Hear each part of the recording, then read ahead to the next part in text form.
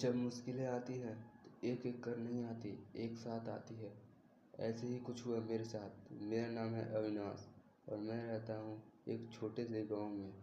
और कुछ ऐसी घटना मेरे साथ होती है जिसे आप सुनने के बाद आपका रूह कांप जाएगा। तो ज़रा आप धैर्य से इस कहानी को सुनिएगा। अविनाश नाम का एक बंदा एक छोटे से गांव में एक परिवार के साथ रहता था। इस परिवार में एक बुजुर्ग दादी, उनके बेटे, बहू और 2 बच्चे रहते थे।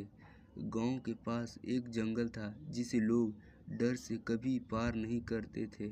वहां के लोग कहते थे कि उस जंगल में मुंजा नामक भूत का वास है।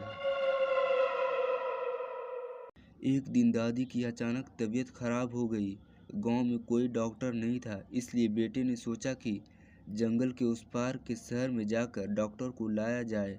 डरते डरते उसने जंगल पार करने का फैसला किया और अपने बेटे को भी साथ ले लिया। जंगल में घुसते ही अजीब अजीब आवाज़ें आने लगी। पेड़ पौधे भी रहस्यमय तरीके से हिल रहे थे। थोड़ी दूर चलने पर उन्हें एक पुरानी हवेली दिखी। बेटे ने सोचा कि शायद यहाँ कोई मदद मिल जाए, लेकिन जैसे ही वे हवेली के अंदर गए, दरवाजे अपने आप बंद हो गए। अचानक एक ठंडी हवा का झोंका आया और एक डरावनी आवाज़ गूंजी, तुम्हारी हिम्मत कैसे हुई यहाँ आने की? दोनों घबरा गए और दरवाजे की तरफ भागे, लेकिन दरवाज़ा बंद था। तभी मुंजा प्रकट हुआ। उसकी आंखें चमक रही थी और उसकी उपस्थिति से ही डर पैदा हो रहा था। मुंजा ने कहा, इस जंगल में आने का दंड भुगतना पड़ेगा। बेटे ने मुंजा से दया की भीख मांगी और बताया कि वे सिर्फ डॉक्टर की तलाश में आए हैं, क्योंकि उनकी माँ की तबीयत बहुत खराब है। मुंजा ने उनकी बात सुनी और कुछ देर चुप रहा। फिर उसने कहा, तुम्हें इस जंगल से बाहर निकलने का एक ही तरीका है। तुम्हें मेरे दिए हुए 3 काम पूरे करने होंगे। पहला काम यह था कि जंगल के अंदर एक खास पेड़ से एक फल लाना था।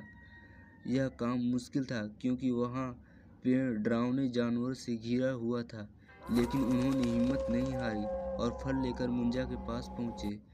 दूसरा काम यह था कि हवेली के पुराने कुएं से एक पानी बाल्टी भरकर लाना। कुएं में भी अजीब आवाज़ें और अंधेरा था, लेकिन उन्होंने यह काम भी पूरा कर लिया और उन्हें काफ़ी परेशानियों का सामना करना पड़ा। तीसरा और सबसे मुश्किल काम था मुंजा की आत्मा को शांति दिलाना। इसके लिए उन्हें मुंजा की कहानी जाननी पड़ी।